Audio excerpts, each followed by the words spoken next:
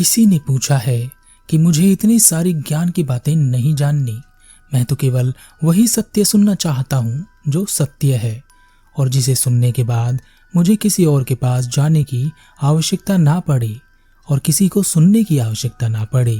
अगर कोई सत्य है तो उसे एक बार में कहा जा सकता है।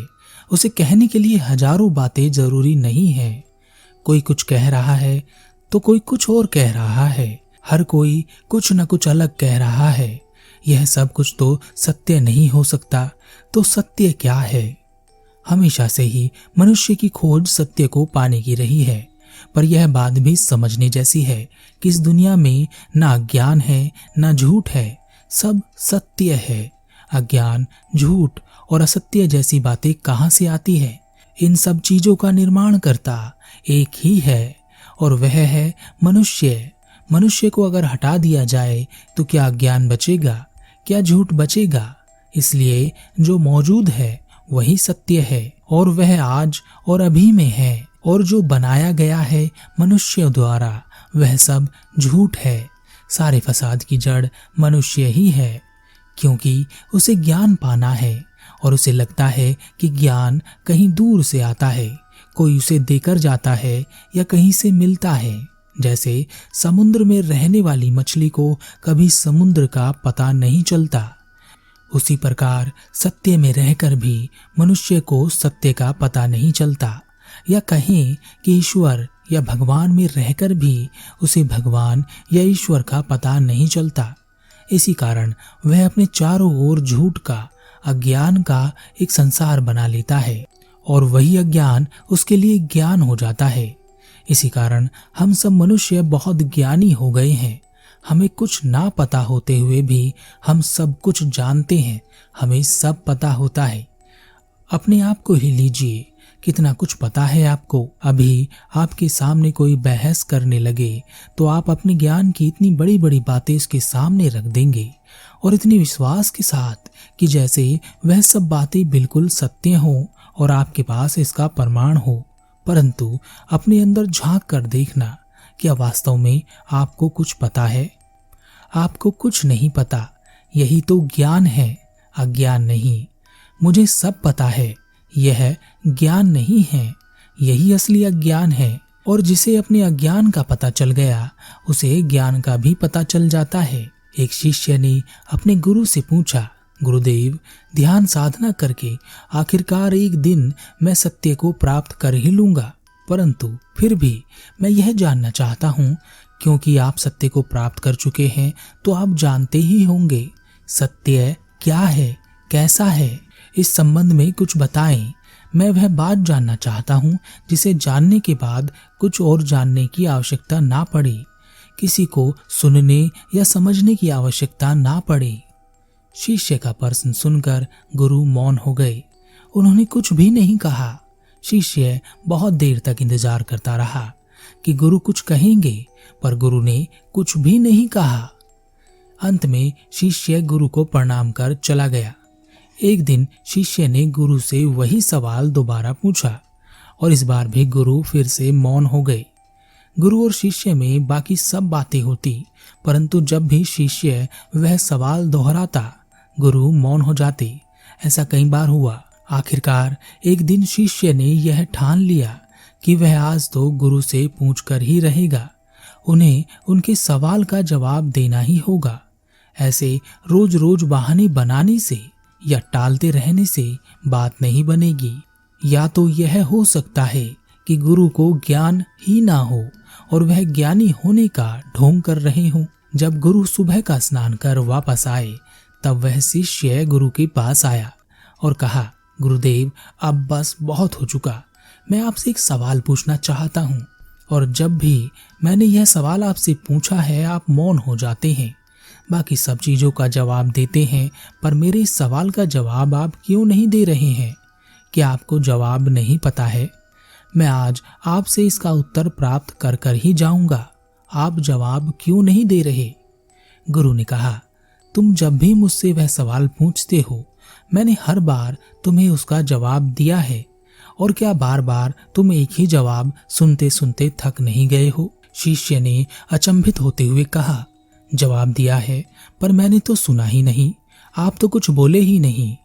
गुरु ने कहा, यही तो समस्या है, तुम सुनते नहीं हो, जवाब मैंने हर बार दिया है। शिष्य ने कहा, गुरुदेव, हो सकता है मैंने सुना ना हो, क्या आप दोबारा उस प्रश्न का जवाब देंगे? गुरु ने कहा, हाँ, क्यों नहीं। और यह कहकर गुरु मौन हो गए। बड़े ध्यान से शिष्य गुरु के सामने बैठा रहा कि गुरु कुछ कहेंगे, पर गुरु ने कुछ भी नहीं कहा। गुरु चुपचाप बैठे रहे। बहुत देर बैठे रहने के बाद शिष्य ने कहा, आप भले ही चुप बैठे रहें, मौन बैठे रहें, पर आज मैं आपसे उत्तर लिए बिना यहाँ से नहीं जाऊंगा। बहुत देर हो गई। गुरु भी बैठे रहे और शिष्य भी बैठा रहा। शिष्य ने दृढ़ संकल्प कर लिया था कि आज उत्तर लेकर ही जाऊंगा। आखिरकार गुरु उठे और उन्होंने कहा, क्या मैंने जो उत्तर तुम्हें दिया वह तुम्हें मिल चुका है? शिष्य ने कहा, गुरुदेव, आप मेरे साथ मजाक कर रहे हैं, आपने कुछ कहा ही कहाँ, आप कुछ बोले तो है नहीं, तो उत्तर कैसे मिलेगा? गुरु ने कहा, अरे अभी तो मैंने तुम्हें उत्तर दिया है, पर तुम उसे ग्रहण नहीं कर पाए हो। शिष्य उदास हो गया। उसे लगा कि गुरु उसके साथ खेल रहे हैं। शिष्य को उदास होता देख गुरु शिष्य को अपने साथ एक नदी किनारे ले गए और कहा, यह क्या है? शिष्य ने कहा, यह नदी है। गुरु ने कहा, नदी में क्या बहता है? शिष्य ने कहा, नदी में पानी बहता है। गुरु ने कहा, तुम्हें किसने बताया कि यह पानी है? शिष्य ने कहा, सब इसे पानी ही तो कहते हैं। गुरु ने कहा, भूल जाओ कि इसे क्या कहते हैं और सोचो कि अगर इस धरती पर मनुष्य ना होता तो नदी को नदी कौन कहता और पानी को पानी कौन कहता? बताओ, तब इसे फिर क्या कहते? शिष्य सोच में पड़ गया। फिर उसने कहा, तब तो हम इसे कुछ भी नहीं कह सकेंगे। गुरु ने कहा, क्या इसे तुम्हारे नाम देने से इस पर कोई फर्क पड़ता है? तुम नदी को पहाड़ भी कह सकते हो, तो क्या इस पर कोई फर्क पड़ेगा? तो इन सब नाम को छोड़कर और इसके बारे में तुम्हें क्या पता है, इस बात को भी छोड़कर, इसके संबंध में सब कुछ भूलकर इस नदी में उतर जाओ और पता करो कि यह क्या है। और याद रहे, धरती पर मनुष्य नहीं है और तुम्हें इसके बारे में किसी ने कुछ भी नहीं बताया। अपने ज्ञान को बाहर रखकर इसमें उतरना। शिष्य नदी में उतर गया और बहुत देर वह नदी में ही रहा। फिर वह वापस आ गया। गुरु ने कहा, अब मुझे इसके संबंध में बताओ, पर याद रहे मुझे बिल्कुल वैसा ही लगना चाहिए जैसा तुम्हें लगा है। मुझे ऐसे शब्दों में बताओ, परंतु ना मुझे पानी के संबंध में जानना है और ना ही नदी के।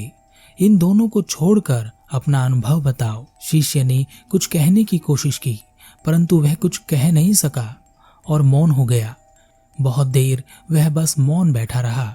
गुरु ने कहा, ठीक है, मैं समझ गया, तुमने बहुत अच्छा बताया। शिष्य ने कहा, गुरुदेव, मुझे इसे ठीक से समझाएं, मैं इसे अच्छे से समझना चाहता हूँ। गुरु ने कहा, हम हमेशा सोचते हैं कि कोई हमें ज्ञान देगा। हम बाहर की ओर ज्ञान की खोज करते हैं। बाहर हमें अज्ञान के अलावा कुछ और नहीं मिलता। उस ज्ञान को हम अपना ज्ञान मानकर जीवन भर भटकते रहते हैं। तुमने वहां उस नदी में उतरकर जो ज्ञान प्राप्त किया है, क्या वह किसी और ने तुम्हें बाहर से दिया है? वह तुम्हारे भीतर से ही आया है और वही सत्य है। परंतु जब भी मैं इसे कहने की कोशिश करूंगा, वह झूठ हो जाएगा, असत्य हो जाएगा, अज्ञान बन जाएगा, क्योंकि तब तुम इसे अपनी सामाजिक बुद्धि से ग्रहण करोगे और जो मैं कह रहा हूं तुम उसे पकड़ नहीं सकोगे। इस दुनिया में चारों ओर सत्य ही सत्य है, परंतु एक मानव के जीवन में असत्य, झूठ, दिखावा और अज्ञान ही भरा पड़ा है। इसी अज्ञान के कारण मनुष्य हमेशा दुखों में घिरा रहता है, क्योंकि अज्ञान दुख और कष्ट पैदा करता है। तुम जब भी मुझसे अपने प्रश्न का उत्तर पूछ रहे थे तो उसका एक ही उत्तर है और वह है मौन, क्योंकि भीतर से मौन होकर ही तुम उस अज्ञान को उतार सकते हो जिसे उतारकर चारों ओर फैला सत्य दिखाई देता है। सिर्फ एक ऐसे ही शब्द में सारा सत्य समाया हुआ है। उसे कहने की आवश्यकता नहीं होती, क्योंकि वह है और उसके अलावा सब झूठ है। जब तुम अपने भीतर से मौन में उतर जाओगे, तब तुम्हें किसी को सुनने की आवश्यकता नहीं पड़ेगी, किसी से ज्ञान प्राप्त करने की आवश्यकता नहीं पड़ेगी, किसी के पास जाने की, यहाँ तक कि अपने दुखों के लिए परेशान होने की भी आवश्यकता नहीं पड़ेगी। शिष्य को उसका उत्तर मिल चुका था और वह अपने भीतर की ओर मुड़ा और मौन को साधने लगा, क्योंकि उस शिष्य ने मौन का उत्तर महसूस किया था और उसने सोचा कि जब मैं भीतर से संपूर्ण मौन हो जाऊंगा तब कैसा अनुभव होगा। तो जो लोग भी ऐसा उत्तर चाहते हैं कि जिसको पाने के बाद किसी और के उत्तर की आवश्यकता ना पड़े, तो वैसा उत्तर तो आपके भीतर से ही आ सकता है। तब किसी को सुनने की, किसी को समझने की या यहाँ वहाँ भटकने की आवश्यकता नहीं रह जाती, क्योंकि सत्य की यही ताकत है। और झूठ, असत्य, दुख, तकलीफ, कष्टों में हमें घेरे रहता है और हम हमेशा दुख, तकलीफ और कष्टों में ही घिरे रहते हैं। इसका एकमात्र कारण है कि हम झूठ को जी रहे हैं। सत्य पास होकर भी बहुत दूर हो जाता है।